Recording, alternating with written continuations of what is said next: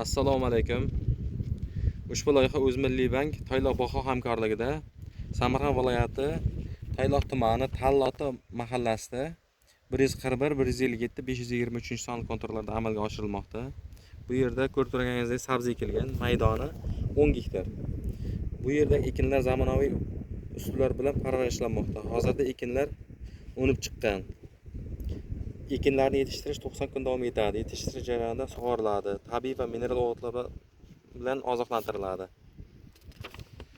Ushbu loyihaga 15 ta dehqon xo'jaliklari biriktirilgan. Har bir dehqon uchun o'rtacha 60-65 sotixdan yer maydonlari to'g'ri keladi. Loyihani samarali amalga oshirish uchun lider tadbirkor Aliqulov Azizjon IChK biriktirilgan. Ushbu loyiha bo'yicha har bir gektardan 30 tonna, jami 300 tonna hosil olish rejalashtirilgan. Kelajakda ekin maydonlarini kengaytirish va shu orqali dehqon xo'jaliklari daromadlarini oshirish niyatidamiz.